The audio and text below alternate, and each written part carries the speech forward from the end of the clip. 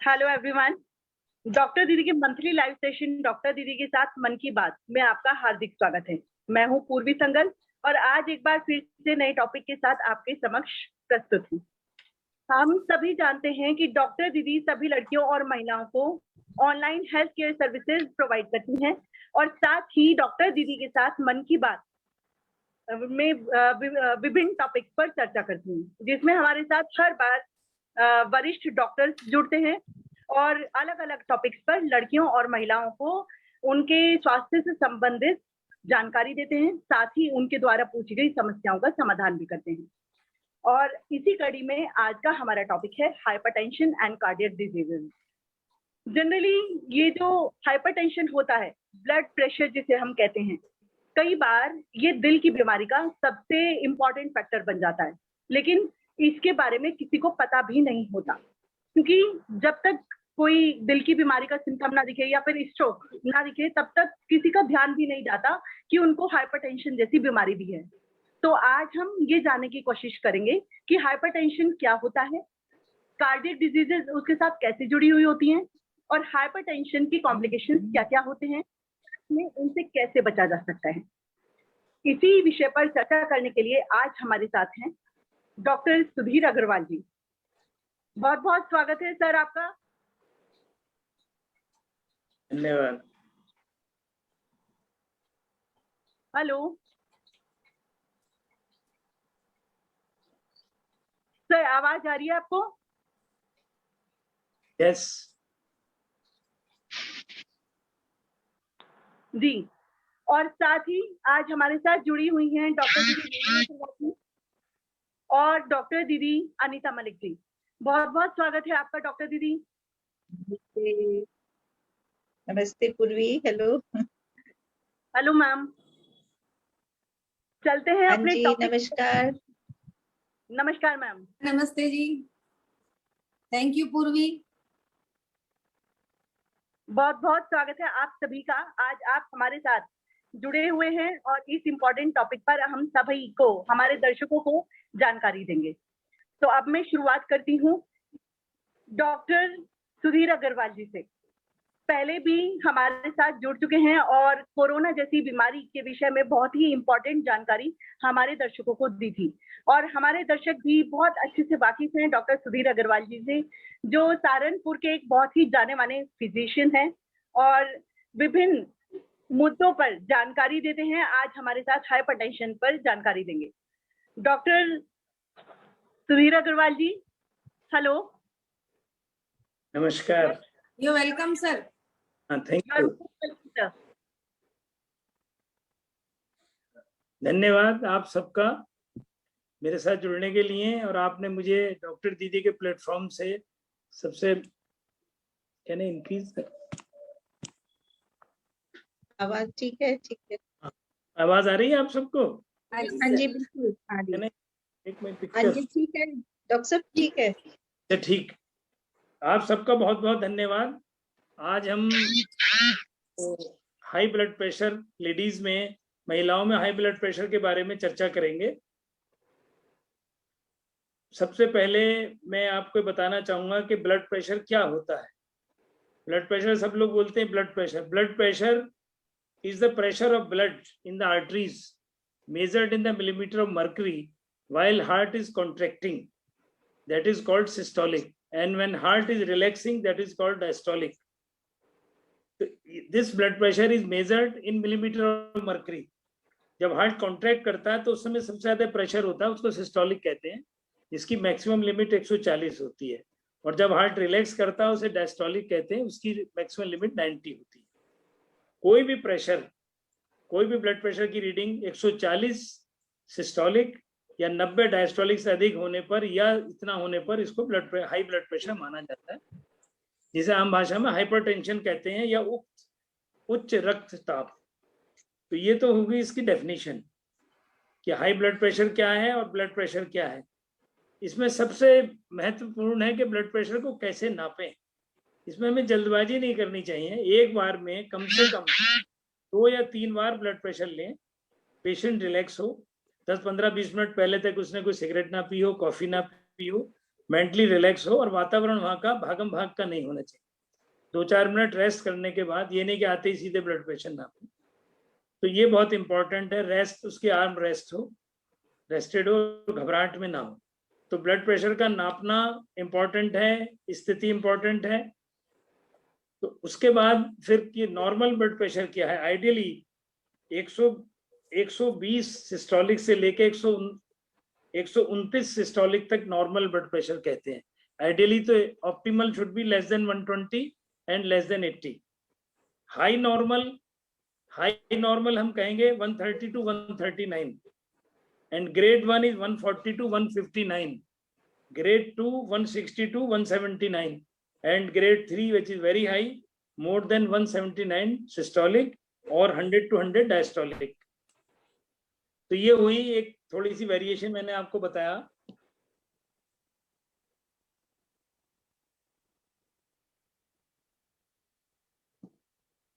अब ये blood pressure कितना कॉमन है। There is a high burden of blood pressure in the society.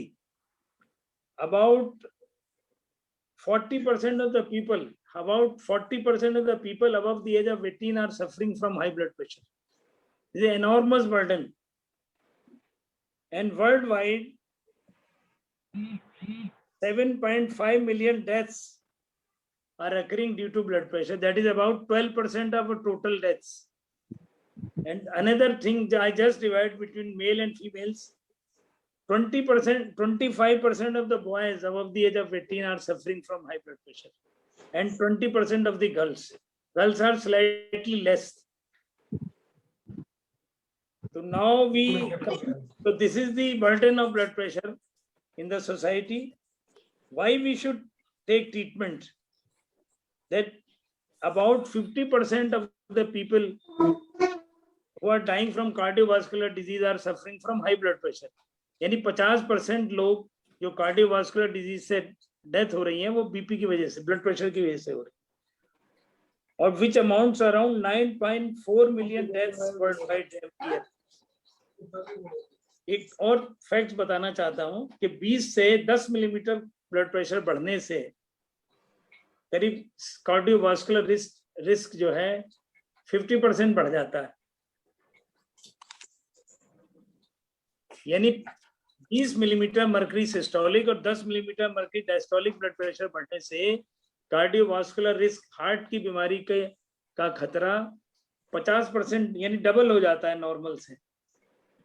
अब हम ये पूछते हैं भाई कि हम ब्लड प्रेशर का इलाज करें तो हमें बेनिफिट क्या होगा। What is the benefit of treatment, which is also very important. कि भाई हम इलाज करें, छिपी बीमारी है, कोई लक्षण होते नहीं इसके, तो हम इलाज क्यों करें। लोग इलाज नहीं करना चाहते। तो 10 मिलीमीटर ब्लड प्रेशर घटने से, सिस्टोलिक 10 मिलीमीटर ब्लड प्रेशर घटने से और 5 मिलीमीटर डायस्टोलिक घटने से 13 से 14% कार्डियोवास्कुलर डेथ कम हो जाती है। यानी केवल 10 मिलीमीटर सिस्टोलिक और 5 मिलीमीटर डायस्टोलिक ब्लड प्रेशर अगर हम घटा दें तो हमारी कार्डियोवास्कुलर डेथ 13 से 14% कम हो जाती है। ये कितना इंपॉर्टेंट है। और स्ट्रोक सबसे खराब बीमारी है जिसमें आदमी लाचार हो जाता है। तो स्ट्रोक का रिडक्शन होता है 17 से 20% केवल 10 मिलीमीटर सिस्टोलिक और 5 मिलीमीटर डायस्टोलिक कम करने से। यानी थोड़ा घटना भी इंपॉर्टेंट है। तो ये मैंने आपको बताया कि बेनिफिट ऑफ ट्रीटमेंट। तो सबसे पहले हमें पता होना चाहिए कि भाई हमें बेनिफिट क्या है, तभी लोग इलाज करेंगे। अब 1-2 बातें मैं बताना चाहता हूँ, शायद आपको पता हो कि सॉल्ट सेंसिटिविटी के इतने सारे लोग नमक खाते हैं और लेकिन सबको ब्लड प्रेशर नहीं होता। आम धारणा है कि ज्यादा नमक खाने से बीपी बढ़ता है, ऐसा सभी लोगों के साथ नहीं होता। तो कुछ लोग सॉल्ट सेंसिटिव होते हैं, यदि हम उन्हें एक्स्ट्रा सॉल्ट देंगे तो उनकी किडनी सॉल्ट को एक्सक्रीट नहीं कर पाती, तो उनका ब्लड प्रेशर से सफर करने का चांस ज्यादा रहता है। तो इसको टेस्ट किया जा सकता है। पहले उन्हें लो सॉल्ट पे रखें, फिर हाई सॉल्ट डाइट दें। अगर उनका बीपी बढ़ता है तो दे आर सॉल्ट सेंसिटिव।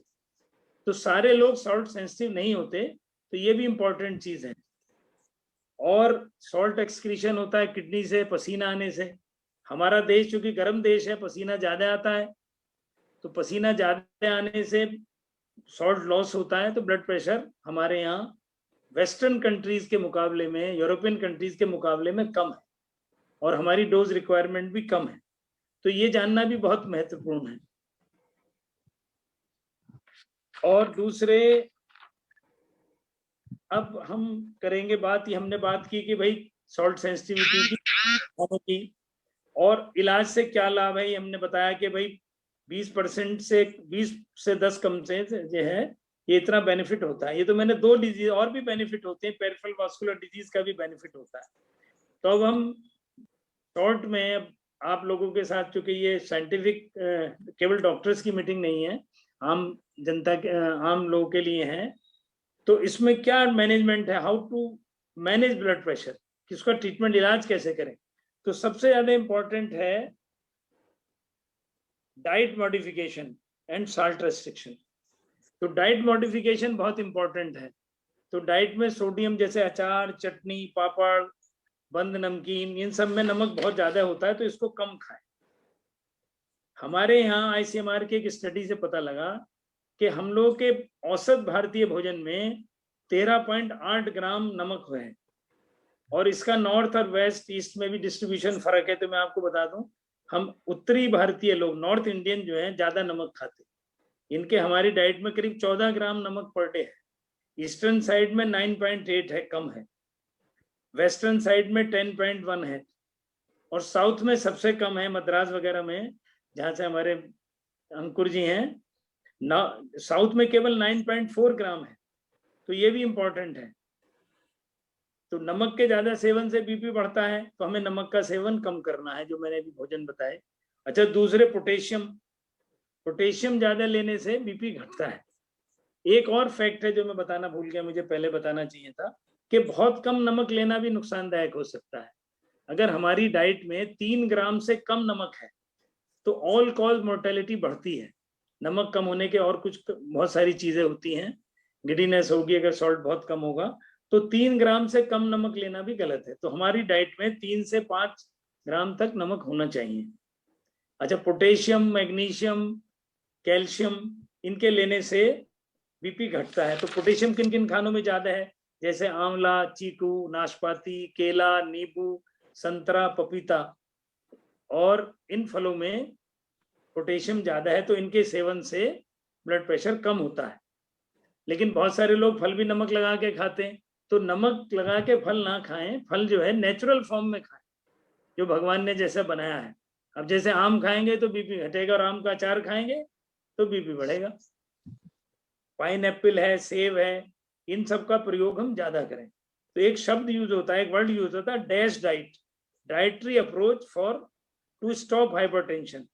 तो इसमें ये बताया कि भाई ताजे फल, सब्जियां, whole grains, calcium rich diet, ये सब खाएं। तो इससे हमें ब्लड प्रेशर, ये बहुत महत्वपूर्ण है, इसीलिए हम इसको थोड़ा सा बता रहा हूं। मैं इसलिए इसको थोड़ा बता रहा हूं कि ये हमारा भोजन बहुत महत्वपूर्ण है, इसमें हम अपना वो करें। अच्छा, दूसरा हमारा मैनेजमेंट है बॉडी वेट रिडक्शन। मोटापा, ओवरवेट होने से ब्लड प्रेशर बढ़ता है और 10 किलोग्राम वजन कम करने से करीब करीब 10 मिलीमीटर मर्क्यूरी ब्लड प्रेशर कम हो जाता है। तो हम मोटे लोगों को वजन कम करने के लिए प्रेरित करें। डाइट से, वजन केवल डाइट कम करने से कम होता है, एक्सरसाइज से वो मेंटेन होता है। तो डाइट और एक्सरसाइज दोनों इंपॉर्टेंट है। तो बॉडी वेट रिडक्शन ये बहुत इंपॉर्टेंट है लेडीज के लिए विशेष तौर से।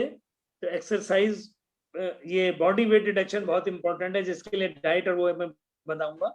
अच्छा, एक स्मोकिंग, स्मोकिंग फॉर्चुनेटली महिलाओं में कम है, लेकिन स्मोकिंग जो एक एडेड रिस्क फैक्टर है, जो ब्लड प्रेशर को भी बढ़ाता है, कैंसर और रोगों की भी संभावना। तो स्मोकिंग जो है ऑल टुगेदर बंद करने में ही लाभ है। फिर एक्सरसाइज, एक्सरसाइज भी ब्लड प्रेशर को कम करती है। 30 मिनट से 40 मिनट तक एक्सरसाइज पर डे कम से कम 5 दिन हफ्ते में जरूर करें। मॉडरेट डिग्री की, या तो तेजी से चलें या साइकिल चलाएं। तैरना एक्सरसाइज है जो मुश्किल काम होता है, तो साइकिलिंग और walking at a good pace is important exercise. तो रेगुलर होनी चाहिए। इसका बेनिफिट जब तक मिलेगा जब तक हम कर रहे हैं। अगर हम एक्सरसाइज बंद कर देंगे तो हमें बेनिफिट मिलना बंद हो जाए। तो एक्सरसाइज रेगुलर वे में करना है। उसके बाद एक और फैक्टर है alcohol restriction. Alcohol causes high, alcohol पीने से, अल्कोहल के प्रयोग से ब्लड प्रेशर बढ़ता है। और अल्कोहल के साथ आपने देखा हो कि अधिकतर लोग नमक की चीजें खाते हैं ड्रिंक लेने से पहले, तो ये एडेड रिस्क है कि पता चला पार्टी में गए और रात में आके ब्रेन हेमरेज। ये बहुत इंपॉर्टेंट है। अल्कोहल जो है, अब एक लेटेस्ट स्टडी आई है, अमेरिकन स्टडी है, और प्रूव के थोड़ी मात्रा में भी अल्कोहल जो है नुकसान देता है, तो इसको ऑल टुगेदर ही बंद करने में फायदा है। अच्छा, उसके बाद एक इम्पॉर्टेंट चीज है जो आज के समय में, स्ट्रेस मैनेजमेंट एंड योगा। हम लोग स्ट्रेस को अवॉइड करें। स्ट्रेस जो है बहुत बड़ा रिस्क फैक्टर है जो ब्लड प्रेशर को बढ़ाता है। यौगिक क्रियाएं बहुत इंपॉर्टेंट है, तो हमें योग करना चाहिए। योग करने से जो है ब्लड प्रेशर कम होता है और हमें लाभ मिलता है। उसके बाद एक आज के टाइम में एक नई चीज है जो पहले हम जब मेडिसिन पढ़ते थे उस समय नहीं था, pollution, air pollution also causes high blood pressure. तो एक सेइंग है कि eat less, eat in time, and eat less, eat in time, be happy, you will have a good life. तो this is, and do good exercise. तो ये healthy रहने के लिए नॉन फार्माकोलॉजिकल मेजर्स हैं जो दवाई के बराबर इंपॉर्टेंट है, और इन मेजर्स का 4 से 8 हफ्ते में इनका लाभ मिलने लगता है। इसके अलावा ड्रग ट्रीटमेंट है। ड्रग ट्रीटमेंट हम इस प्लेटफॉर्म पे लंबा नहीं डिस्कस करेंगे, मैं जस्ट मेंशन करूंगा कि इसमें A-B-C-D, ए मींस एस इनहिबिटर्स, ये कुछ ड्रग्स हैं, B beta blockers, C calcium channel blocker like nifedipine, D diuretic. All these groups are important, and there are certain other drugs जो बहुत हाई ब्लड प्रेशर के लिए दी जाती हैं, वो इंपॉर्टेंट है। वो डॉक्टर की सलाह से ही लें, अपने आप ना लें। बहुत से लोग क्या करते हैं, केमिस्ट के पास गए, मेरा ब्लड प्रेशर बढ़ा हुआ है, और दवाई ले ली, उससे नुकसान होने के चांसेस ज्यादा है। और ब्लड प्रेशर की एक नई टर्म भी यूज होती है, एक तो ऑफिस ब्लड प्रेशर के, डॉक्टर के यहाँ गए ब्लड प्रेशर नपवाया, तो कभी कभी डॉक्टर के यहाँ गए तो ब्लड प्रेशर बढ़ा हुआ निकलता है, और घर पे आए नापा तो कम निकलता है। इसको कहते हैं व्हाइट कोट हाइपरटेंशन। डॉक्टर लोग व्हाइट कोट पहनते हैं, तो व्हाइट कोट हाइपरटेंशन के लिए अवॉइड करने के लिए यही है कि ब्लड प्रेशर घर पे भी नापें, और उसको कहते हैं self home monitoring of blood pressure, और ambulatory blood pressure monitoring, which is also आज के टाइम में लोग करते हैं।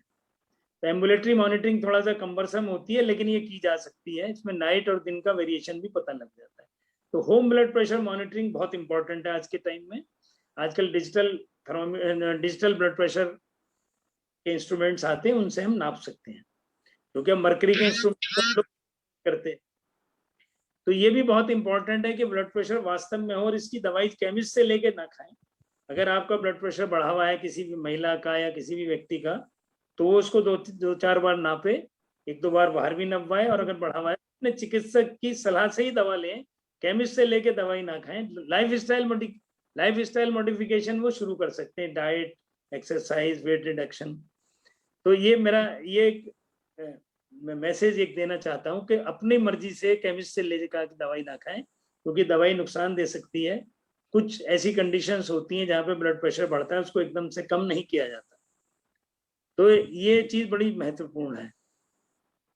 दूसरे क्या है कि स्त्रियों में, लेडीज में, स्पेशली महिलाओं में ब्लड प्रेशर प्रेगनेंसी के टाइम पे, तो 2 चीजें हो सकती हैं। एक तो पहले से ब्लड प्रेशर हो, या ब्लड प्रेशर प्रेगनेंसी में फर्स्ट टाइम डिटेक्ट हो।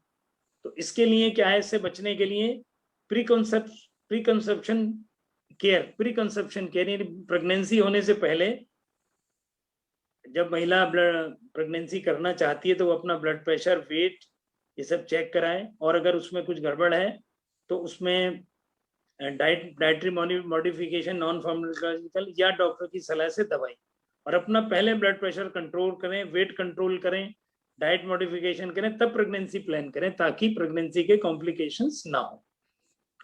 और दूसरा होता है प्रेगनेंसी इंड्यूस हाइपरटेंशन, जो 20 हफ्ते के बाद जब पहली बार किसी महिला को प्रेगनेंसी में ब्लड प्रेशर पता चलता है, तो वो कहलाता है प्रेगनेंसी इंड्यूस्ड हाइपरटेंशन। तो वो बहुत महत्वपूर्ण है। इसके लक्षण होते भी हैं, शुरू में नहीं भी होते, तो ये नापने से पता चलता है। और इसमें बहुत सारी दवाएं प्रेगनेंसी में नहीं दी जा सकती, जैसे एस इनहिबिटर्स कॉन्ट्राइंडिकेटेड है, डायरेटिक नहीं दिए जा सकते। तो कुछ थोड़ी सी दवाएं हैं जिनका मैं नाम बता रहा हूँ, जैसे मिथाइल डोपा, लाबेटेलॉल और निफिडिपिन। ये 3 दवाएं हैं जो सेफ हैं, और साथ में डाइटरी मॉडिफिकेशन, क्योंकि और अगर किसी कारण से, ऑब्स्टेट्रिक कारण से रेस्ट की आवश्यकता नहीं है तो बेड रेस्ट ना करें, थोड़ा थोड़ा चलना फिरना लेडीज प्रेगनेंसी में जरूर करें, उससे लाभ मिलता है। और डाइट रेस्ट्रिक्शन इसमें बहुत महत्वपूर्ण है, और बाकी जो लाइफ स्टाइल मेजरमेंट है वो इम्पोर्टेंट है, तो ये करें। क्योंकि प्रेगनेंसी की कुछ कॉम्प्लिकेशंस होने का डर रहता है, जो लेडी डॉक्टर्स यहाँ सुन रही हैं उनको मालूम है, जैसे क्लेम्शिया, प्री क्लेम्शिया और इक्लेम्शिया। तो ये चीजें, इनसे बचने के लिए, क्योंकि अगर किसी लड़की को प्री क्लेम्शिया, इक्लेम्शिया होता है तो प्रेगनेंसी आउटकम खराब होने का डर है। तो इनसे बचने के लिए हमें ब्लड प्रेशर को कंट्रोल रखना जरूरी है, और डॉक्टर की देखरेख में कंट्रोल करें और डाइटरी मेजर्स करें। उसके अलावा ये तो प्रेगनेंसी से रिलेटेड हुआ, और महिलाओं में बड़ी उम्र में यानी मीनोपॉज के टाइम पे ब्लड प्रेशर बढ़ना से 2 नुकसान होते हैं। अगर किसी महिला को मेनोरेजिया होता है या एक्सेसिव ब्लीडिंग होती है तो वो ब्लड प्रेशर बढ़ने से बढ़ जाती है। तो ब्लड प्रेशर के कंट्रोल होने से मेनोरेजिया वगैरह में भी लाभ मिलता है। और जो एस्ट्रोजन हार्मोन है, जो फीमेल हार्मोन्स हैं, वो महिलाओं को बड़ी हार्ट की बीमारी से प्रोटेक्ट करते हैं। तो मीनोपॉज के बाद तो प्रोटेक्शन खत्म हो जाता है, तो इसलिए महिलाओं को मीनोपॉज के बाद ब्लड प्रेशर को कंट्रोल करना और ज्यादा इंपॉर्टेंट है, क्योंकि हार्ट अटैक या कार्डियोवास्कुलर डिजीज की संभावना मीनोपॉज के बाद बढ़ जाती है। और उसमें दवाएं, जो सारी दवाएं दी जा सकती हैं जो जेंट्स को दी जा सकती हैं, जो प्रेगनेंसी के अलावा सेफ है। और इसमें कुछ चीजें हैं साथ में, कि ब्लड प्रेशर के साथ अगर किसी को डायबिटीज है, किडनी डिजीज है, तो उसको भी कंट्रोल करना है। तो ये पॉज के समय की बात हुई। और उसके अलावा बहुत सारी हार्ट की और बीमारियां हैं जो हाई ब्लड प्रेशर से अलग हैं, like metal valve disease, valvular heart disease है। तो प्रेगनेंसी में उनकी इंपॉर्टेंस है। तो जो जिसमें वॉल्व सिकड़ जाता है उनमें ज्यादा दिक्कत आती है। तो आजकल प्रेगनेंसी के टाइम में हार्ट स्पेशलिस्ट की सलाह से उसको ऑपरेशन भी किया जा सकता है, वाल्व को चौड़ा भी किया जा सकता है। तो उसके लिए हम एक उपयोग करते हैं मल्टी डिसिप्लिनरी अप्रोच। तो ये इम्पोर्टेंट है, जिसमें फिजिशियन या कार्डियोलॉजिस्ट और ऑब्स्टेट्रिशियन सबकी एक टीम के साथ इसका मैनेजमेंट किया जाए। जो रिगर्जेंट लीजन्स हैं, जिनमें जैसे आर्टिक जैसे मार्टल रिगर्जिटेशन है, वेल्व लीक कर रहा है, तो वो कई बार लड़कियां उसको टॉलरेट कर जाती हैं, तो उसका जरा ज्यादा विशेष ध्यान रखना पड़ता है। और कुछ जो है जन्मजात बीमारियां होती, जैसे cyanotic congenital heart disease, tetralogy of flu, जिसमें नीलापन आ जाता है, साइनोसिस हो जाती है, उनमें प्रेगनेंसी कॉन्ट्राइंडिकेटेड है, उसमें प्रेगनेंसी नहीं की जा सकती। पहले उसकी सर्जरी हो, उसका करेक्शन हो, तब ये प्रेगनेंसी की जाए, वरना प्रेगनेंसी आउटकम खराब निकलता है और उसमें मैटरनल एंड मॉर्टेलिटी की भी संभावना रहती है। तो हमें इस तरह की बीमारियों में हार्ट स्पेशलिस्ट की राय से ही आगे करना चाहिए। अच्छा, दूसरे हार्ट की बीमारी जैसे हार्ट अटैक होता है, coronary artery disease. Coronary artery disease पर से in pregnancy is very rare. अगर ये होती है तो इसका भी जो है उसके मदद से, कार्डियोलॉजिस्ट की या फिजिशियन की मदद से इलाज किया जा सकता है। और प्रेगनेंसी में और बहुत सी बीमारियां हैं, जैसे एंटी फास्फोलिपिड एंटीबॉडी सिंड्रोम है, तो उनको हेपरिन से मैनेज किया जा सकता है। क्योंकि बहुत सारी महिलाओं में जिनमें रिकरेंट एबॉर्शंस होते हैं तो हार्ट की बीमारी होती है, तो वो एक मल्टी डिसिप्लिनरी अप्रोच के का माध्यम अपनाने से उसमें हम अच्छा एक आउटकम ले सकते हैं। और हाई ब्लड प्रेशर में एक मैं बहुत छोटी सी चीज बताता हूँ, चूंकि अब बहुत सारी दवाओं के बारे में महिलाओं को और पेशेंट्स को पता है, तो इसमें हम लोग एस्प्रिन का यूज करते हैं to protect a lady from preeclampsia, जो हाई ब्लड प्रेशर है। तो लो डोज एस्प्रिन दी जा सकती है, ये भी लेकिन डॉक्टर की देखरेख में ही दी जाए, अपने आप ना खाएं। तो ये बहुत सारी बातें हैं जो बहुत महत्वपूर्ण है, उनको समझना चाहिए, और डॉक्टर की सलाह से ही हाई ब्लड प्रेशर की दवा लेनी चाहिए, प्रेगनेंसी में भी और बिना प्रेगनेंसी के भी। और बॉडी वेट, ये जो है लाइफ स्टाइल मेजर्स, ये सबसे ज्यादा महत्वपूर्ण है, ये सबको पता होना चाहिए। तो इन शब्दों के साथ मैंने ब्रीफ में बहुत संक्षेप में आपको इसके बारे में बताया। अब मैं इनवाइट करता हूँ questions, queries and comments, and want more from me. So all are thank you very much for the patient hearing. Now I invite questions, queries and comments of the audience and my colleagues. Thank you very much. जी बहुत बहुत धन्यवाद sir, आपने बहुत ही संक्षेप में BP के बारे में, हाइपरटेंशन के बारे में बहुत ही सही जानकारी दी और साथ ही मतलब ये बहुत ही अच्छा कहा कि क्योंकि महिलाओं की सबसे बड़ी समस्या ये होती है कि अगर कोई भी प्रॉब्लम उनको होती है तो डॉक्टर के यहाँ जाने की बजाय वो केमिस्ट से दवाई लेती है और यही चीज उनको नुकसान करती है।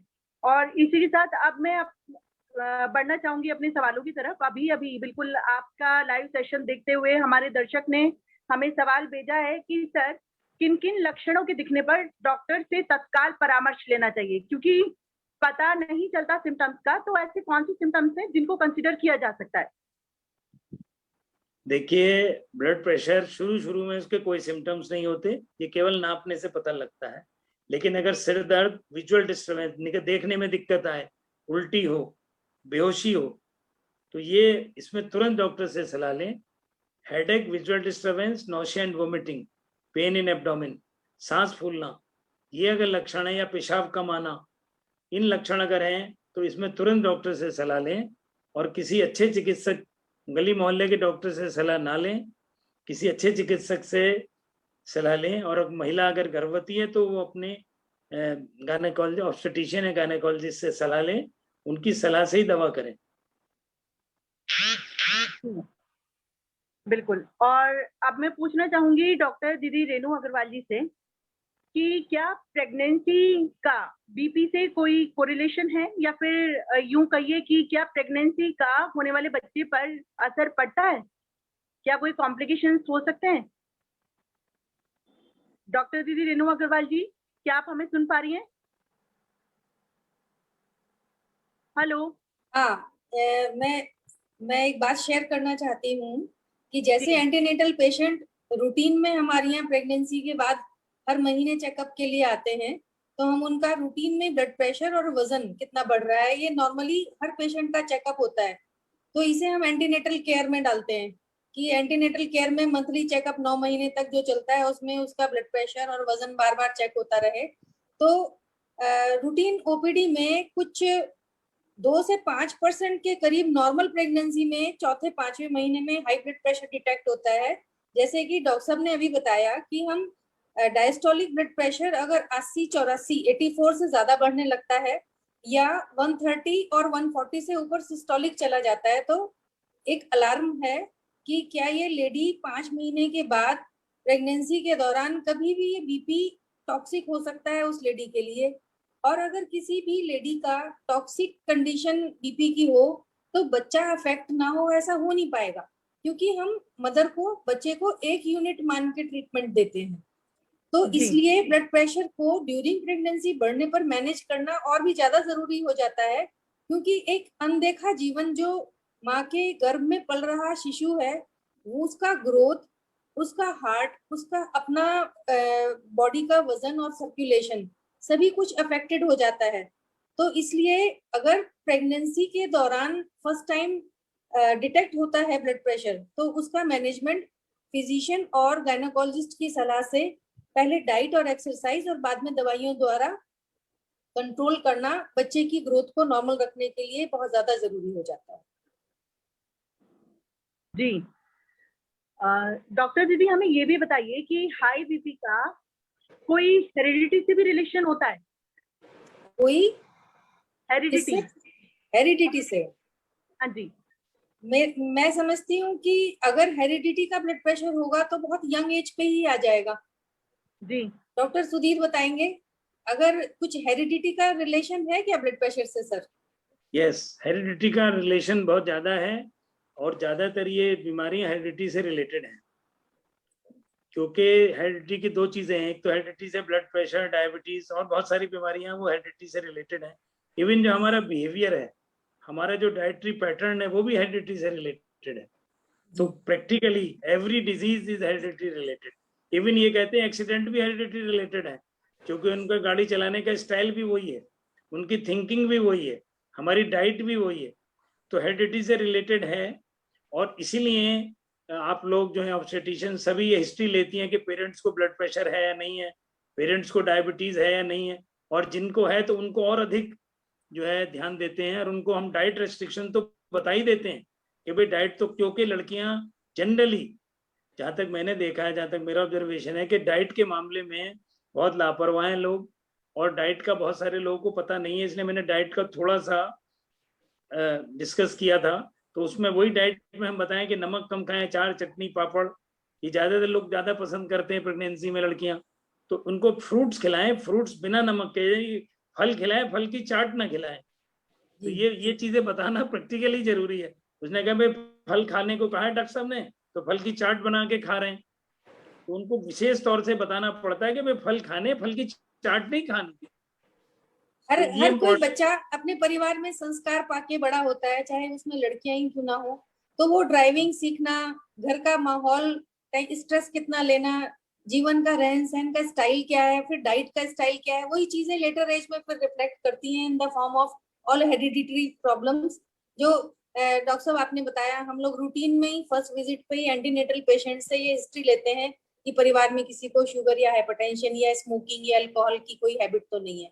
हालांकि हमारे हिंदुस्तान इज फॉर्चुनेट एनफ कि हमारे यहाँ लड़कियों में स्मोकिंग और अल्कोहल अभी इतना नहीं है, लेकिन हाई सोसाइटीज में अब ये ट्रेंड लड़कियों में भी आ रहा है कि वो रूटीन में ही स्मोक भी करती हैं और अल्कोहल भी बहुत रूटीन होता जा रहा है, जो कि एक बहुत अच्छी हेल्दी साइन नहीं है, क्योंकि यही लड़कियां गर्भवती भी होंगी और यही लड़कियां डिलीवर भी करेंगी। तो ड्यूरिंग प्रेगनेंसी स्मोकिंग और अल्कोहल से डेफिनेटली ब्लड प्रेशर का रिस्क तो बढ़ेगा ही।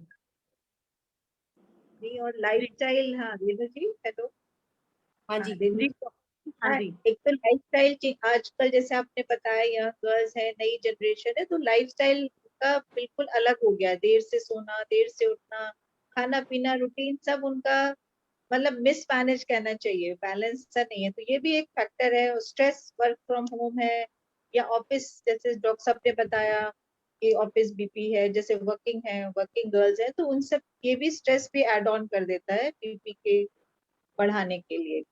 तो ये सब चीजें उनको शुरू से, जैसे डॉक्टर साहब ने कहा कि प्लानिंग करने से पहले ही उनको ये सब फिटनेस इम्पोर्टेंट है, प्रेग्नेंट होने से पहले उनकी फिटनेस इम्पोर्टेंट है। फिटनेस अपना मैनेज करें और उसके बाद वो आगे अपने फैमिली को प्लान करें। जी बिल्कुल सही कहा आपने डॉक्टर दीदी।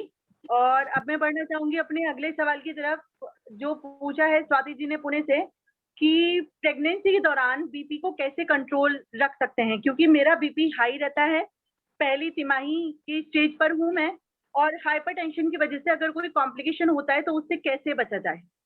जी doctor sir, should I reply? जी यस सर, यस सर। इसमें बचने के लिए जो हमने अभी डिस्कस किया वही सारी बातें हैं। तो पहले तो लाइफ स्टाइल मेजरमेंट्स, डाइट का हम कंट्रोल करें, स्ट्रेस को कंट्रोल करें, जो हमने बात की। और इसमें एक्चुअली प्रेगनेंसी में हमारे पास समय अधिक नहीं होता, तो हमें दवाई का सहारा जल्दी लेना पड़ता है, क्योंकि लाइफ स्टाइल में इसमें 4 हफ्ते, 6 हफ्ते, 8 हफ्ते लगते हैं। तो हमें थोड़ी मात्रा में डॉक्टर की देखरेख में दवाई भी देनी चाहिए, जो दवाएं सेफ हैं, लाइक लाइबेटेलॉल और मिथाइल डोपा। तो ये दवाओं का भी जो है प्रयोग आवश्यक है, और लाइफ स्टाइल, दोनों चीजें साथ साथ करनी पड़ती हैं, क्योंकि समय हमारे पास अधिक नहीं होता।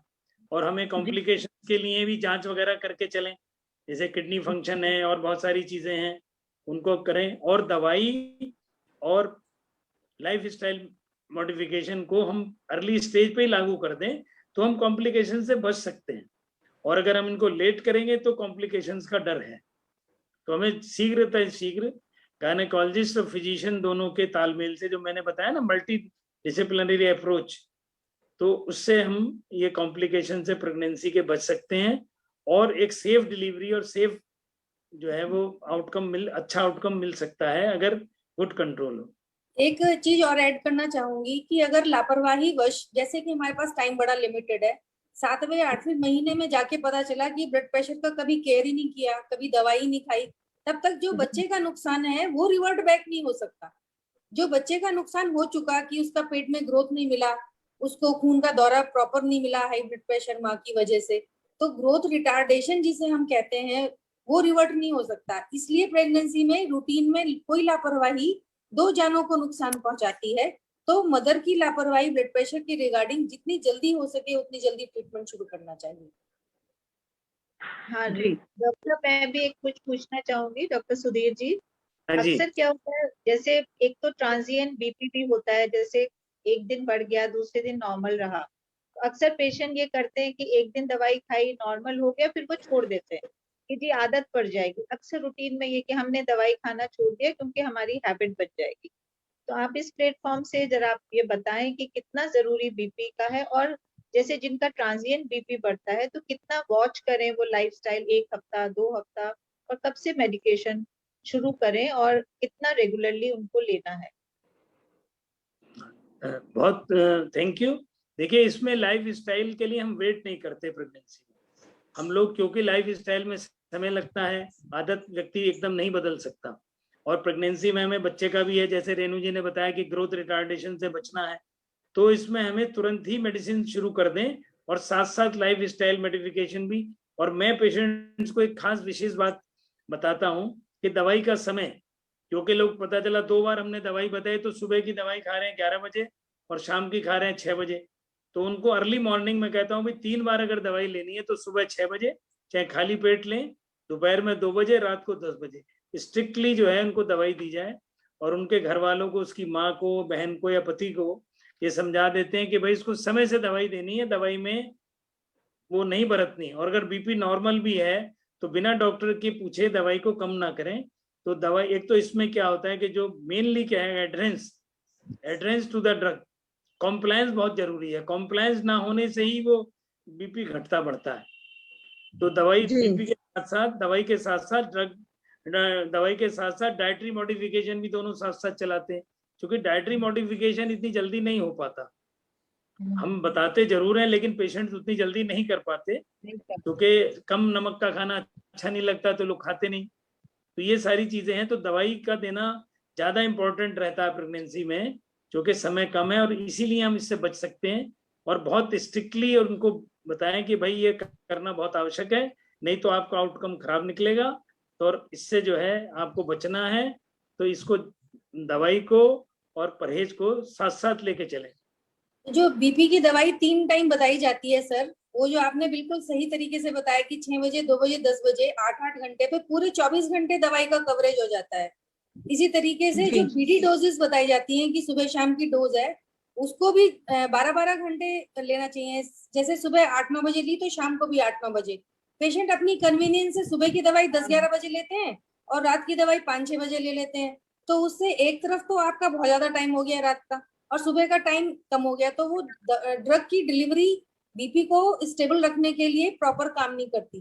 तो ये समझना जरूरी है कि बीपी की दवा को टाइम से लेना क्यों इम्पोर्टेंट है।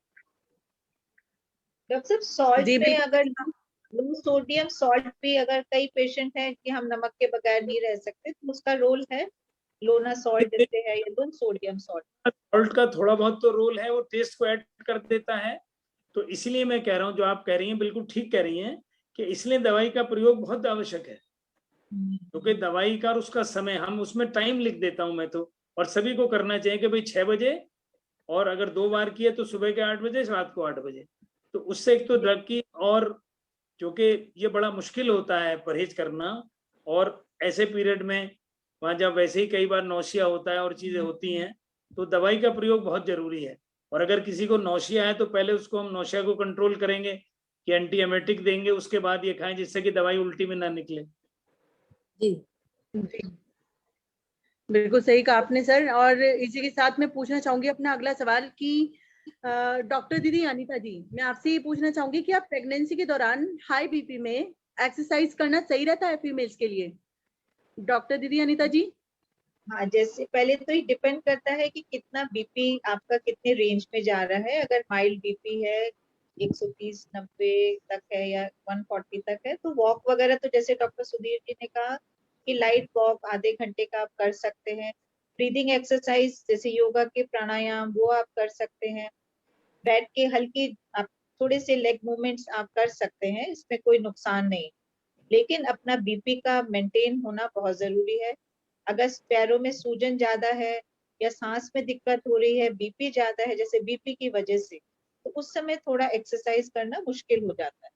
तो सबसे पहले बीपी कंट्रोल करें, जैसे डॉक्टर साहब ने बताया, डाइट मेंटेन करें, और अगर बीपी नॉर्मल आ गया तो जरूर वॉक तो डेली कर सकते हैं, और हल्के फुल्के घर के काम नॉर्मल कर सकते हैं। स्ट्रिक्ट बेड रेस्ट अलाउड ऐसे नहीं है अनटिल अनलेस कोई और जैसे हेडेक है या विजुअल प्रॉब्लम है, या बहुत ज्यादा जिनका हमें थोड़ा सा डर है कि प्री एक्लेम्सिया या कन्वर्जन की प्रॉब्लम ना हो जाए या बहुत बीपी ना शूट अप हो जाए उनके केस, अदरवाइज बिल्कुल करना चाहिए। तो प्रेगनेंसी में एक इम्पॉर्टेंट ट्रायड है कि pregnant lady with high blood pressure, साथ में पैरों में सूजन, और अगर पेशाब चेक कराने पर एल्ब्यूमिन चर्बी उसमें आती है, तो that is very alarming for mother and baby. तो फिजिशियन की और ऑब्स्टेट्रिशियन की मदद से पूरा स्ट्रिक्ट ट्रीटमेंट स्टार्ट हो जाना चाहिए बिफोर इसके कि बच्चे की ग्रोथ या बीच पेट में बच्चे की मृत्यु हो, उससे पहले जहाँ ये ट्रायड है उन पेशेंट्स को बहुत स्ट्रिक्टली सबकी केयर में रहने की जरूरत है। हाँ, इनके लिए तो रेड अलर्ट ऑफ प्रेगनेंसी कहा जाता है प्री एक्लेम्सिया के लिए, इसके लिए सावधानी बहुत जरूरी। डॉक्टर दीदी ये भी बताइए कि ये जो हम हाई ब्लड प्रेशर का प्रेगनेंसी के टाइम पे बात कर रहे हैं, तो क्या डिलीवरी के टाइम पे भी कोई खतरा हो सकता है? मतलब जैसे मैंने सुना है कि किसी पेशेंट की डिलीवरी का मतलब सी सेक्शन चल रहा था और उस टाइम पे ब्लड प्रेशर बढ़ जाने की वजह से उसको ब्लड लॉस ज्यादा हो गया, तो क्या ये ब्लड प्रेशर की वजह से ही था? डॉक्टर दीदी रेणु जी। हाँ जी, बिल्कुल। कई बार इलेक्टिव टर्मिनेशन करा जाता है प्रेगनेंसी का, क्योंकि हम ये मानते हैं कि 37 वीक्स का period of gestation is safe for baby, कि उतना मैच्योरिटी लंग्स की और लीवर की अटेन हो जाती है कि हम अगर किसी पेशेंट का हाइपरटेंशन दवाइयों से भी कंट्रोल नहीं है और बच्चे का ग्रोथ कॉम्प्रोमाइज चल रहा है और दवाइयों पे भी बीपी लगातार मेंटेन नहीं हो रहा, उसका लीवर फंक्शन ठीक नहीं है, उसका पेशाब में चर्बी लगातार बढ़ रहा है, तो कई बार हमें वो प्रेगनेंसी टाइम से पहले भी टर्मिनेट करनी पड़ती है। और कॉम्प्रोमाइज्ड बेबी को लेबर पेन्स दे करके निकाला जाए, उसके लिए बहुत सारी प्री रिक्विजिट्स जरूरी है। जो भी ऑब्स्टेट्रिशियन है वो चेकअप करके बताएंगे कि उसमें इलेक्टिवली इंड्यूस करके नॉर्मल डिलीवरी हम प्रोसीड करें या उसको इलेक्टिवली सिजेरियन करके बेबी को आउट करें। और हाई ब्लड प्रेशर में फिट्स का एक खतरा और बना रहता है प्रेगनेंसी के दौरान, जिसे एक्लेम्शिया कहते हैं।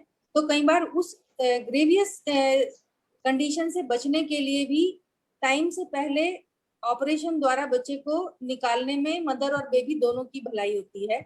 और हाई ब्लड प्रेशर में सर्जरी के भी कॉम्प्लिकेशंस है और नॉर्मल डिलीवरी के भी कॉम्प्लिकेशन है, जिसे हम पीपीएच कहते हैं, पोस्टपार्टम हेमरेज। ड्यूरिंग डिलीवरी भी हो सकता है, ड्यूरिंग सिजेरियन भी हो सकता है। तो उस दौरान बहुत एक्स्ट्रा केयर के साथ इस प्रेगनेंसी को हाई रिस्क मानते हुए और सारे इमरजेंसी मेजर्स को लेते हुए आईसीयू की फैसिलिटी के साथ में ऐसे पेशेंट को हैंडल किया जाता है। जी, और डॉक्टर दीदी इसी के साथ हमें ये भी बताइए कि क्या अगर 45 प्लस एज में बहुत ज्यादा बीपी रहता हो तो इसका मेनोपॉज पर भी कोई असर पड़ता है? डॉक्टर दीदी अनीता जी प्लीज इस बारे में हमें बताइए कि क्या मेनोपॉज पर कोई असर पड़ता है अगर बीपी हाई रहता हो पेशेंट का?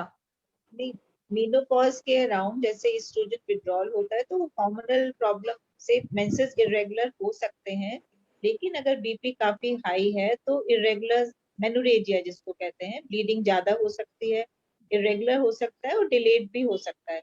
लेकिन बीपी और ज्यादा बढ़ने के साथ उनको अपनी दवाइयां बहुत लेनी जरूरी है।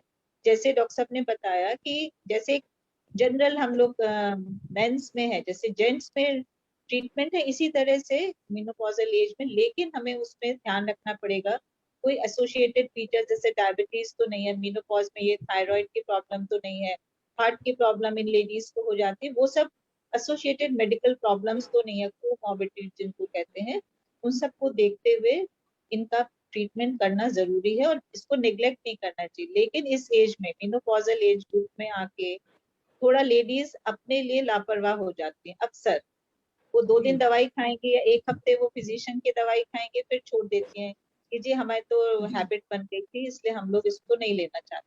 तो ये बिल्कुल ना करें, और जब रूटीन चेकअप में आती है तो पता चलता है बीपी बिल्कुल बढ़ गया, स्ट्रोक हो गया, या अल्टीमेटली ऐसी प्रॉब्लम्स आ जाती है। तो लापरवाही नहीं करनी है। एक चीज और मैं ऐड करूंगी, मेनोपॉजल लेडीज की लापरवाही में कई बार डायबिटीज, हाइपरटेंशन और एंडोमेट्रियल हाइपरप्लेजिया का एक ट्रायड मिलता है, जो कि अगर अनकंट्रोल्ड रहे या अनट्रीटेबल रहे तो एंडोमेट्रियल कार्सिनोमा का कारण भी बनता है। जी जी डॉक्टर दीदी, इसी के साथ अब मैं पूछना चाहूंगी सर से कि मेनोपॉज के दौरान हाई बीपी को फिर कैसे कंट्रोल करें। लापरवाही नहीं करना चाहिए, ये तो मतलब डॉक्टर दीदी बता ही रही हैं, लेकिन उसके अलावा फिर भी क्या आप सजेशंस देना चाहेंगे हमारी महिलाओं को जो 45 प्लस एज पे हैं?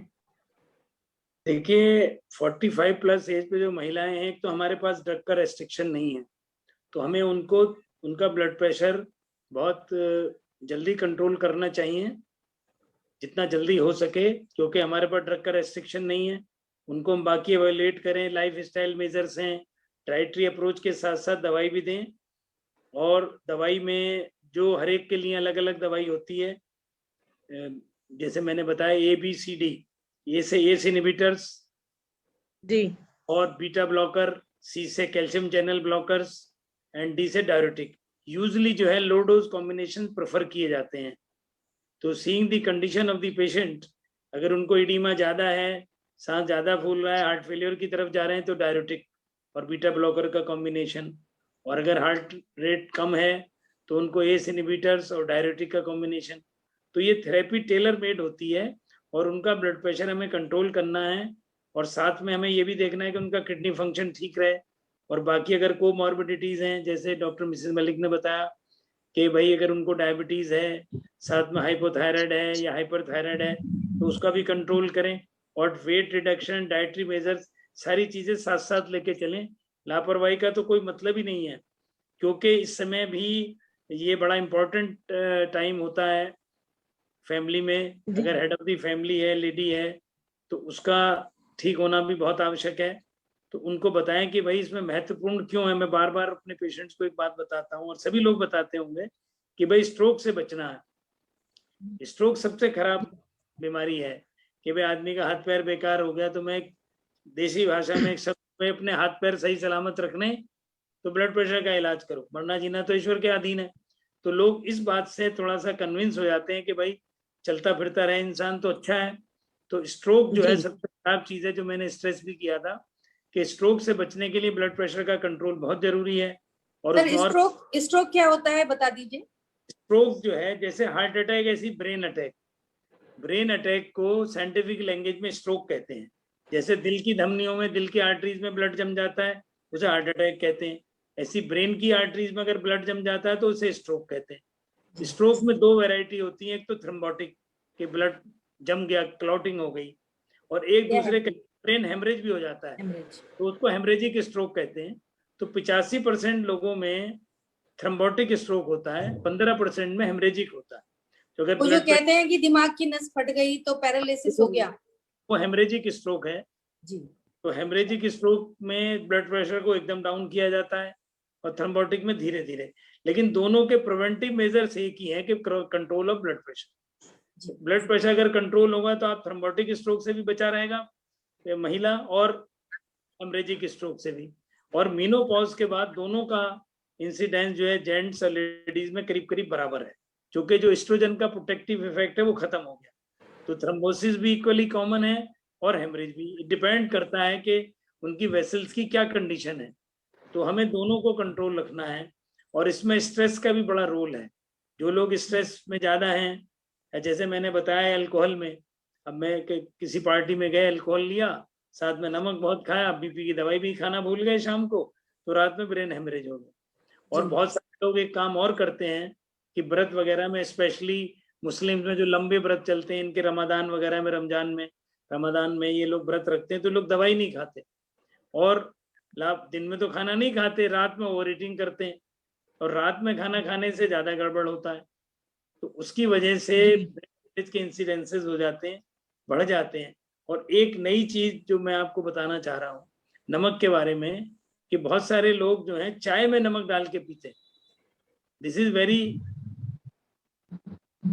Uncommon in other parts of the world, but this is common in north India.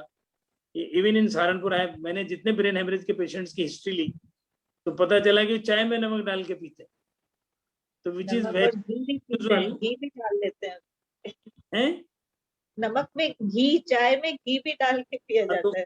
अब तो your fat, saturated fat intake भी बढ़ गया, तो नमक ज्यादा डालने से वो बीपी बढ़ेगा। रूटीन खाने में जितना नमक है वो ठीक है, एक्स्ट्रा ऐड कहीं ना करें। नहीं, एक्स्ट्रा तो अवॉइड करें। वो मैंने बताया कि 3 ग्राम जो है 3 ग्राम से कम ना हो, और जनरली खाने में मैंने बताया कि 14 ग्राम तक नमक खाते हैं। नॉर्थ इंडियन ज्यादा नमक खाते हैं और हर एक की सेंसिटिविटी अलग है, तो इसलिए नापतोल जरूरी है बीपी की, क्योंकि लोग नापतोल, तो नापतोल करना ज्यादा इंपॉर्टेंट। अगर बीपी को आप नापते, इसलिए हम कहते हैं पेशेंट्स को, सभी को अभी आजकल के टाइम में, कि भाई अपना डिजिटल बीपी इंस्ट्रूमेंट रखें, और एक बार हम ये करते हैं, उनको कहते हैं कि भाई अपना इंस्ट्रूमेंट यहाँ ले आओ क्लिनिक में, तो हम उनके इंस्ट्रूमेंट से भी नापते हैं, अपने से भी नापते हैं, तो उससे उसका जो है वो हो जाता है कि भाई दोनों के रीडिंग करीब करीब बराबर है, तो ठीक है। तो उनसे कहें भाई अपना ब्लड प्रेशर खुद नापो, तो उनको तसल्ली भी रहती है कि भाई मेरा नापा बढ़ा हुआ है, तो वो नमक खुद ही कम करेगा। तो ये होम ब्लड प्रेशर मॉनिटरिंग, जैसे ब्लड ग्लूकोज में SMBG कहते हैं, self monitoring of blood glucose, तो ऐसी होम ब्लड प्रेशर मॉनिटरिंग भी इम्पोर्टेंट है।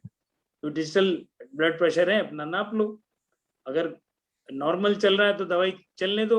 एक काम जो गड़बड़ लोग करते हैं कि भाई ब्लड प्रेशर नापा, नॉर्मल है, दवाई बंद कर दी, कि भाई मेरा तो नॉर्मल गया था, मैंने बंद कर दी। तो ये कभी नहीं करें, क्योंकि नॉर्मल जो है दवाई के जोर से ही तो है ना, और अगर उसकी डोज घटानी भी है तो डॉक्टर की राय से घटाएं, अपने आप ना घटाएं। तो मैंने बताया भाई केमिस्ट से लेके दवाई ना खाएं। अक्सर लोग केमिस्ट के यहाँ नपवा लेते हैं, दवाई खा लेते हैं, वो कहते हैं दवाई खा लो। एक दवाई बड़ी पॉपुलर है एमोडेप 80, वो सस्ती गोली है, एमोनोडिपिन, एटेनोलॉल, वो सब लोग खाते रहते हैं। तो ये खाने में तो, लेकिन प्रॉपर फिजिशियन की सलाह से लेना ज्यादा इम्पोर्टेंट है, बजाय कि अपने आप सेल्फ मेडिकेट। फिर ज्यादातर लोग ये सोचते हैं कि दवाई ज्यादा नहीं खानी, आदत पड़ जाएगी, हम यूज टू हो जाएंगे, ये भी तो गलत है। ये धारणा उनकी हमें निकालनी पड़ती है कि भाई दवाई ज्यादा नहीं है, जितनी आवश्यक है उतनी दी जा रही है। तो उसमें 2-4 चीजें हम लोग भी ध्यान रखें कि भाई डाइटरी रेस्ट्रिक्शन पे ज्यादा जोर दें, दवाई पे भी दें। और दवाई को इसीलिए जो है, अब ये नया जो कंसेप्ट आ रहा है ना कि कॉम्बिनेशन थेरेपी, बजाय उसको कि हमने एक दवाई, तो लो डोज कॉम्बिनेशन जो है वो बेटर है, तो मरीज को लगता है भी एक ही गोली खानी पड़ी। एक नया कंसेप्ट है कि पॉलीपिल में, उसमें मान ले 2 ड्रग है, उसमें वो एस्प्रिन भी है, एटोर्वास्टैटिन भी है, और बीटा ब्लॉकर भी, तो एक ही गोली खानी पड़ी, तो उसका पिल बर्डन कम हो जाता है और उसकी कॉस्ट भी कम हो जाती है। तो पॉलीपिल, कई बार सर आयुर्वेदिक दवाई के भरोसे और होम्योपैथी की दवाई के भरोसे भी लोग बीपी की दवाइयां लेना बंद कर देते हैं। हाँ, ये बड़ा गलत है। बहुत से लोग केवल योग करने लगते हैं, हम तो योग कर रहे हैं, हम तो बिल्कुल ठीक है, लक्षण होते नहीं है। तो वही मैं कहता हूँ ना कि ये छिपा दुश्मन है, blood pressure is a silent killer. तो वो योग जरूर करें, लेकिन योग के साथ साथ उन्हें एक विशेष बात बताएं कि अपने ब्लड प्रेशर को नाप तोल करते रहो। होम्योपैथिक खाओ, आयुर्वेदिक खाओ, कोई बात नहीं, लेकिन ब्लड प्रेशर को नाप तोल करते रहो, तो ये पता चलता रहे कि बीपी सही है कि नहीं है। मेरे एक रिलेटिव थे, तो वो योग करने लगे, बहुत अच्छी बात है। उधर मसूरी गए और वो बीपी की दवाई उन्होंने बंद कर दी। He had a brain haemorrhage and ultimately we lost him. ये this is few years back. तो उन्होंने यही किया कि भाई मैं तो बिल्कुल ठीक हूँ, दवाई उन्होंने बंद कर दी, योग में कर रहा हूँ। तो योग जो है उसका दवाई का रिप्लेसमेंट नहीं है, इट इज ए, ये उसका साथी है। वो भी चले, दोनों चीज करें, लेकिन दवाई ना बंद करें। नाप तोल करते नहीं है, होम्योपैथिक दवाई खा रहे हैं नाप, तो हम कहते हैं भी दवाई कोई सी भी खाओ। हमारे 80 to 90% जो नाप तोल करते रहे, नाप तोल नहीं करते। तो नाप तोल बहुत इंपॉर्टेंट है उनसे। भी तो होम्योपैथी की दवाई जरूर खाओ, लेकिन अपने ब्लड प्रेशर को नापते रहो। तो नापते रहोगे तो पता चलता रहेगा जी। हमारे इंडियन फैमिलीज में 80 to 90% महिलाएं जो है ना, घर के कामों में उलझी रहती हैं और अपने आप को इग्नोर करती हैं। तो 40+ के बाद जब हार्मोनल प्रॉब्लम होती है या मेनोपॉज का टाइम आता है, तो वो स्पेशल टाइम होता है कि वो अपनी सेल्फ केयर के लिए अवेयर हो। और जैसे डॉक्टर साहब ने बताया कि एक बीपी इंस्ट्रूमेंट पूरे भले के लिए है, घर में सभी के काम आ सकता है। तो रूटीन में शुगर चेक करने और ब्लड प्रेशर चेक करने के जो ये डिजिटल अब इक्विपमेंट्स अवेलेबल हैं, तो सभी घरों में होने चाहिए। और महिलाओं को भी स्पेशली अपने आप को फिट रखने के लिए अपने को इग्नोर नहीं करना चाहिए। इसके लिए एक बहुत, मैं सॉरी टू इंटरप्ट, मैं इसके लिए एक बहुत आसान तरीका है कि जो महिला है जिसके बच्चे हैं तो उनके बच्चों को बुलाइए और बच्चों को समझाइए कि भाई तुम्हारी माँ के लिए ये आवश्यक है। तो अपनी माँ को सभी बच्चे प्यार करते हैं तो दे विल टेक केयर जी। और आज के टाइम में स्पेशली कोरोना के टाइम में हमने 2-3 चीजें की जी। एक तो ब्लड ग्लूकोमीटर, शुगर टेस्ट करने की मशीन, बीपी की मशीन और एक है पल्स ऑक्सीमीटर। ये 3 चीजें, और ये कोई बड़ी चीज नहीं है। पल्स ऑक्सीमीटर भी बहुत इंपॉर्टेंट है। अब हमारे पास एक तो पेशेंट आए, वो हार्ट ब्लॉक में थे, तो पल्स देखी, उनकी पल्स 40 से भी कम, तो हमने उनका ईसीजी का निकला हार्ट ब्लॉक है, तो उनको फिर वो लगवाया पेसमेकर। तो पल्स ऑक्सीमीटर, ग्लूकोमीटर और बीपी मीटर, ये तीनों चीजें घर में, और ये कोई बहुत बड़ी चीज नहीं है। और उनको हम थोड़ा सा बुला के उनको ट्रेनिंग दे सकते हैं। जब ओपीडी में आए तो उनको हमारा रेजिडेंट डॉक्टर या नर्सिंग स्टाफ उनको सिखा दे कि भाई ऐसे तो शुगर टेस्ट करनी है, ऐसे बीपी लेना है और ऐसे पल्स ऑक्सीमीटर है। तो ये 3 चीजें जो है आज के समय में जो पढ़े लिखे समझदार हैं उनके घर में जरूर होनी चाहिए, और इससे उनको अलार्म हो जाएगा। कई पेशेंट्स को मैंने ये सुना है कहते हुए कि जी हमने तो जांच नहीं कराई, कहीं कुछ निकल जाता तो हमें दवा उम्र भर खानी पड़ती। सबसे क्या क्या टेस्ट जरूरी है, मतलब लेबोरेटरी टेस्ट जो मिनिमम एंड इम्पोर्टेंट, हाइपरटेंशन, तो पता तो लगे कि भाई तुम दवाई जो खा रहे हो वो काम कर रही है नहीं कर रही। जी। पता लगने मात्र से ही आधा इलाज हो जाता है। जी। अगर किसी को ये पता लग जाए कि भाई उसे ब्लड प्रेशर है तो परहेज करेगा, तो वैसे ही आधा। मैंने आपको बताया कि 10% 10 mm ब्लड प्रेशर डाउन होने से भी मॉर्टेलिटी में 50% रिडक्शन तक होता है। तो ये इम्पोर्टेंट है कि जानना, अगर किसी को पता लगे उसे शुगर है, डायबिटीज है, तो जानने से ही उसमें फर्क पड़ेगा। वो परहेज करेगा, कुछ तो ध्यान रखेगा अपना। तो इसलिए जो है जांच बहुत जरूरी है। तो उनको हम ये कहते हैं भाई ये 3 बीमारी जो है छिपे दुश्मन है, ब्लड प्रेशर, डायबिटीज और हाइपोथायराइड। आपने स्वयं देखा होगा कि कितने पेशेंट जो है जो होते हैं उन्हें पता ही नहीं होता। Can you believe I saw a girl who her TSH was 1000 milligram, 1000. So the people who were testing Lal Lab, they tested thrice, and when I gave her a thyroxine, she became perfectly all right. जी. So hypothyroid, diabetes and high blood pressure, these are all hidden enemies. और इसके अलावा भी sir, अगर BP timely manage नहीं किया तो उनके गुर्दे भी खराब हो सकते हैं, उनकी आंख का पर्दा भी इफेक्टेड हो सकता है। तो एक तरीके से पूरा ही बुढ़ापा खराब है। नहीं, रिस्क ऑफ लाइफ है। डॉक्टर साहब ये क्या क्या टेस्ट आप एडवाइस करेंगे जो मिनिमम टेस्ट होने चाहिए फॉलोअप में हाइपरटेंशन के लिए? देखिए, मिनिमम टेस्ट में एक तो हीमोग्राम जो बहुत इंपॉर्टेंट है, हीमोग्लोबिन कितना है, हीमोग्राम तो सब में ही होना चाहिए जी। हीमोग्लोबिन, टीएलसी, डीएलसी, और दूसरे किडनी फंक्शन। किडनी फंक्शन में मिनिमम टेस्ट में है कि blood urea, serum creatinine, sodium, potassium and urine examination. देखिए, मिनिमम अगर बिल्कुल ही बेयर मिनिमम है, एक यूरिन एग्जामिनेशन तो मस्ट है। लेकिन ये अब ये टेस्ट भी कोई इतने बड़े भारी नहीं है। किडनी फंक्शन, यूरिन एग्जामिनेशन और थायराइड, अगर आपको जरा सा भी है तो थायराइड फंक्शन भी अब बहुत महंगा टेस्ट नहीं है आज के टाइम के हिसाब से। जो ये पैथोलॉजी लैब हैं, कई पैकेजेस ऑफर करती हैं, और मेरे ख्याल से 40 के बाद चाहे महिला हो चाहे पुरुष हो, ये रूटीन में साल भर में एक बार चेकअप कराते ही रहना चाहिए। देखिए, पैकेजेस का क्या है कि इससे जो लैब कर रही हैं, बहुत सारी लैब, इन लोगों ने थोड़ा बिजनेस मॉड्यूल है, तो मैं इनसे बहुत ज्यादा सहमत नहीं हूँ। क्योंकि क्या है कि उसमें पेशेंट्स डॉक्टर से तो सलाह लेते नहीं है, पैकेज में बहुत सारी चीजें वो नहीं करते। तो पैकेज करने के पीछे जो उद्देश्य है वो इम्पोर्टेंट है। अगर हमारा उद्देश्य है कि बीमारी का पता लगाना, तब तो ठीक है। अब पैकेज में बहुत सारा विटामिन डी लेवल भी कर रहे हैं, B12 लेवल भी कर रहे हैं, जो जिसकी आवश्यकता नहीं होती। अब मैं आपको एक बहुत छोटा सा डिक्टम है कि एवरी लेडी इन इंडिया और anywhere is deficient in vitamin D, कि अगर वो ऊपर से नहीं खा रही तो विटामिन डी सबका कम है। मेनोपॉजल एज में या यंग लेडीज में विटामिन डी और कैल्शियम सप्लीमेंट तो हमें देना ही है, तो उसका टेस्ट बहुत महंगा है। तो हम मिनिमम टेस्ट पर डिपेंड करें और इस तरह की चीजों को एडवोकेट ना करें कि लोग रूटीन टेस्ट में जो है अभी पूरी बॉडी का चेकअप करा लिया हमने, तो वो पूरी बॉडी का चेकअप करा के बेफिक्र हो जाते हैं, तो वो ठीक नहीं है। तो ये पूरी बॉडी और अननेसेसरी कॉस्ट भी बढ़ती है। तो शुरू में तो वो सस्ते में कर देते हैं।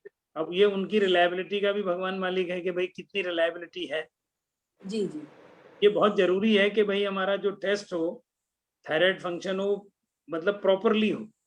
वो सर ये आजकल इंश्योरेंस जिनके रहते हैं ना, हेल्थ इंश्योरेंस, वो कंपनी रिएम्बर्स कर देती है, तो लोग अपना पूरा पैकेज करा के ले आते हैं कि चलिए, नहीं हेल्थ हम तो इंश्योरेंस तो ठीक है, उनका अपने जेब से खर्च नहीं हो रहा, जी वो तो हेल्थ इंश्योरेंस तो जरूरी है।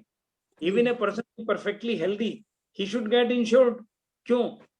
भाई बीमारी नहीं है, चोट लग सकती है, इंजरी हो सकती है, कोई सीरियस ट्रॉमा हो सकता है जिसका आपको और हमें पता। और जैसे आजकल ये बीमारी फैल गई थी, कोरोना है या और कुछ है, तो उसमें अगर ट्रीटमेंट करना पड़े तो वो कॉस्टली ट्रीटमेंट उनको खर्च ना करना पड़े, तो उसके लिए इंश्योरेंस जरूरी है। कुछ इंश्योरेंसेज ऐसे भी हैं कि उसके लिए अगर आपको विदेश भी जाना पड़े तो वो इंश्योरेंस कंपनी करती है। तो मतलब हर इंसान को एक अपना हेल्थ इंश्योरेंस जरूर कराना चाहिए, होना चाहिए। मैंने एक मल्टीनेशनल कंपनी से इंश्योरेंस लिया हुआ है, with the grace of God I am perfectly healthy, but that insurance should be there, क्योंकि यू नेवर नो कि भाई आपको कोई चोट लग जाए, कोई इंजरी हो जाए, कुछ वैसी डिजीज है ओल्ड एज में, और कोई अनफॉर्चुनेटली अगर किसी को मैलिग्नेंसी वगैरह हो जाए तो उसमें बहुत कॉस्टली है, तो उसके लिए इंश्योरेंस जरूरी है।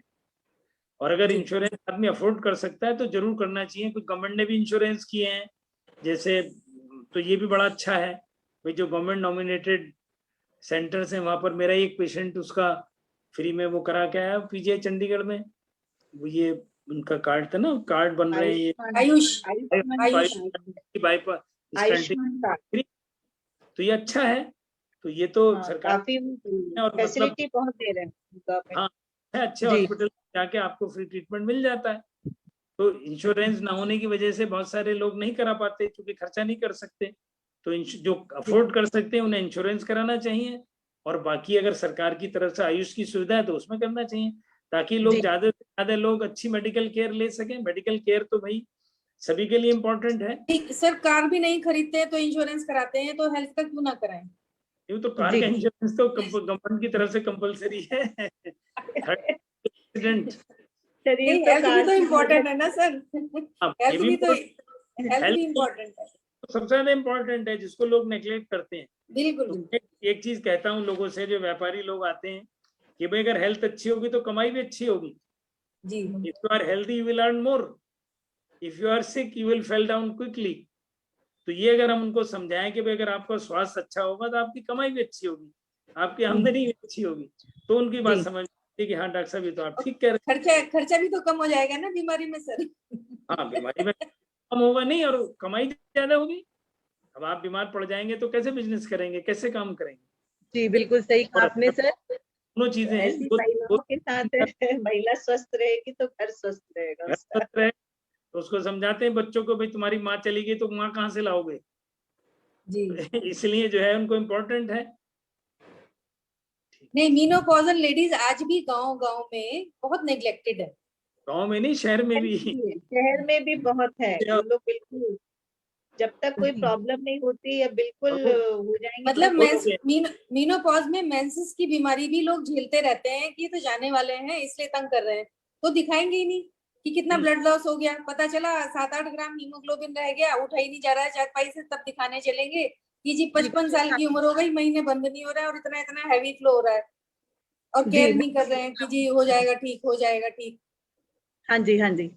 जनरली यही चीजें देखने के लिए मिलती हैं और इसके लिए जिम्मेदार होती हैं सभी महिलाएं जो इग्नोर कर देती हैं फैमिली वेलफेयर। परिवार वाले भी बहुत में हैं, तो परिवार वालों को भी हमें समझाना आवश्यक है कि भाई अपनी माँ की देखभाल करो, और उससे आपका परिवार भी स्वस्थ रहेगा, परिवार में समन्वय भी रहेगा। जी सर, अब समय सीमा को थोड़ा समय ध्यान में रखते हुए बस अपने 2 सवाल और लेना चाहूंगी जो पूछे हैं हमारे दर्शकों ने। फरीदाबाद से रिया जी ने पूछा है कि सर मेरे घर पे इंस्ट्रूमेंट डायबिटीज को चेक करने का भी है और बीपी को चेक करने का भी है, तो मेरी मदर रेगुलर बेसिस पे चेकअप करती हैं, तो मैंने नोटिस किया है कि जब भी बीपी बढ़ता है डायबिटीज बढ़ी हुई होती है, और जब भी बीपी डाउन आता है तभी डायबिटीज भी डाउन पे शो करती है। तो क्या ये कोरिलेशन है दोनों के बीच का? देखिए, जब बीपी कंट्रोल हुआ तो उन्होंने इसका मतलब दवाई ठीक से खाई, और दवाई ठीक से खाई, परहेज ठीक से किया तो बीपी भी कम आ गया और शुगर भी कम आ गई। और जब बदपरहेजी की, दवाई नहीं खाई तो दोनों चीजें बढ़ गई। तो कोरिलेशन इस तरह से है जी सर। लेकिन व्यक्ति ने अच्छा मान लो बढ़ा बीपी तो डॉक्टर के पास गए, शुगर बढ़ी तो डॉक्टर के पास गए, तो उसने दवाई दी तो दोनों ठीक हो गए। तो ये शो करता है कि परहेज एक्सरसाइज दोनों चीजें आपने कंट्रोल की तो दोनों चीजें कंट्रोल हो गई। तो दोनों चीजों का के चोर सिपाही वाला साथ है। जी जी सर, लेकिन वो ये चीज मेंशन कर रही हैं कि जब डाउन पे आता है ना तो 40-50 के करीब शुगर होती है और 70-75 के करीब बीपी होता है। वो एकदम से इतना डाउन चला जाता है, और जब हाई जाता है तो अब 200 बीपी होता है और अब 600 शुगर होती है। वो हाँ, ये तो चीज इसका मतलब ये है कि वो दवाई ठीक से नहीं खाती हैं, दवाई में लापरवाही करती हैं, या दवाई ज्यादा खा ली कभी कम खा ली, ये सब होता है drug medical checkup and treatment. और ये बहुत एक आम प्रॉब्लम है।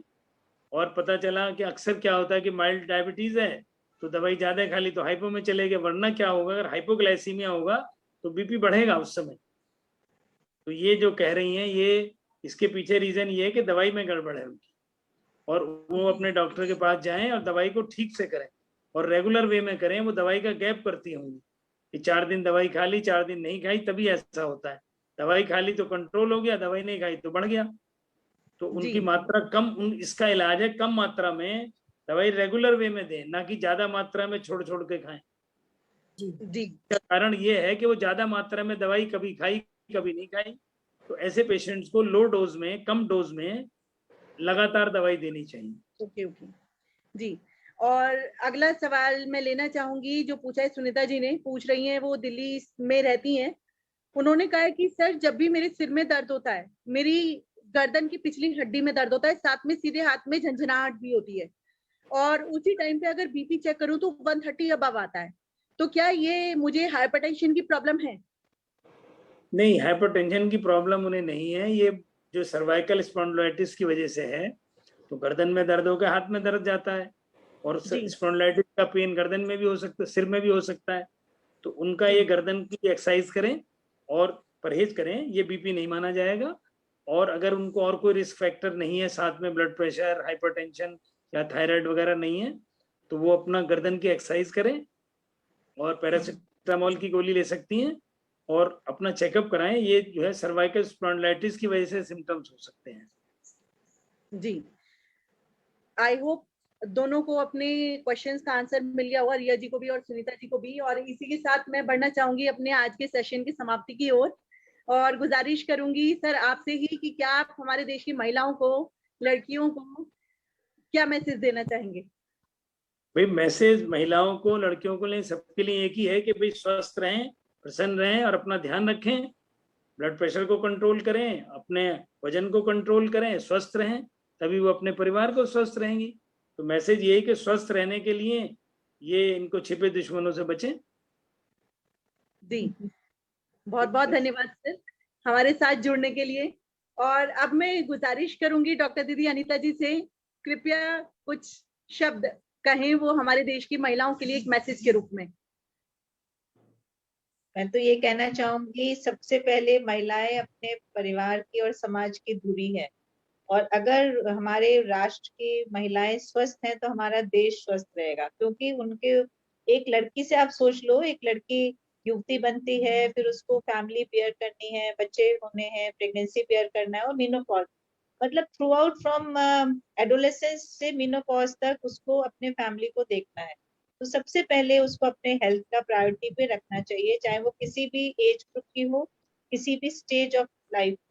तो सबसे पहले हेल्थ, जैसे डॉक्टर साहब ने कहा, हेल्थ आपकी फर्स्ट प्रायोरिटी है, उसके बाद सब कुछ है। आप स्वस्थ हैं तो आपका घर स्वस्थ है, और समाज स्वस्थ है, और देश स्वस्थ। तो सबसे पहले हमारा हेल्थ। थैंक यू पूर्वी। बिल्कुल सही कहा आपने डॉक्टर दीदी, बहुत बहुत धन्यवाद। और अब मैं अंत में गुजारिश करूंगी डॉक्टर दीदी रेणु जी से कि वो भी हमारे देश की महिलाओं के लिए मैसेज दें। हमारे साथ डॉक्टर अनीता मलिक जुड़ी हैं, और धन्यवाद है डॉक्टर सुधीर अग्रवाल जी का। ऑलरेडी वो बहुत सारे सब सब्जेक्ट्स को लेते हुए, right from the young age to menopause, सबका हक है अच्छा स्वास्थ्य। और जो बताई गई बातें हैं उन्हें गौर से सुन के अगर इम्प्लीमेंट कर लें तो मैं समझती हूँ कि डॉक्टरों के पास जाने की जरूरत ही ना पड़े, अगर हमारा हेल्दी लाइफस्टाइल हो और हमारा हेल्दी माइंड हो और हमारा माइंड रिसेप्टिव हो कि जो एटलीस्ट बताया जा रहा है वो उनके हक में है और उसको वो फॉलो करें। जी, बिल्कुल सही कहा आपने डॉक्टर दीदी, बहुत बहुत धन्यवाद आप सभी का, doctor Sudhir Agarwal ji, doctor Anita Malik ji, doctor and doctor दीदी रेणु जी।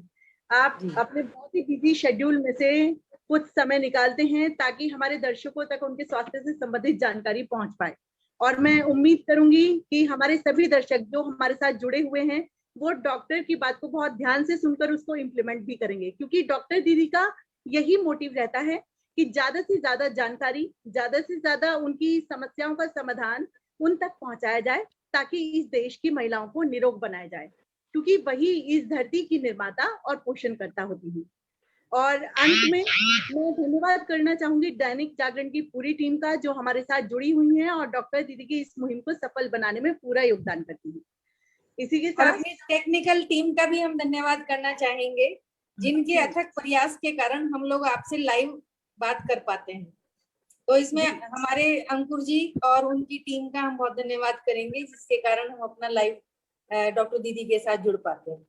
जी बिल्कुल सही कहा आपने डॉक्टर दीदी, टेक्निकल टीम के और अंकुर सर के बिना तो लाइव या यूं कहीं दर्शकों से रूबरू हो पाना पॉसिबल ही नहीं है। बहुत बहुत धन्यवाद पूरी टीम का। धन्यवाद डॉक्टर सुधीर जी का, बहुत सारा धन्यवाद, बहुत अच्छे से, बहुत संक्षेप में और बहुत इम्पोर्टेंट पॉइंट्स उन्होंने हाईलाइट करे हैं। सर बहुत पर्सनली जोड़ लेते हैं, सर हमेशा बहुत पर्सनली जोड़ लेते हैं, मरीज को कनेक्ट करके बात करते हैं, तो डायरेक्ट हार्ट टू हार्ट बात हो जाती है सर के साथ।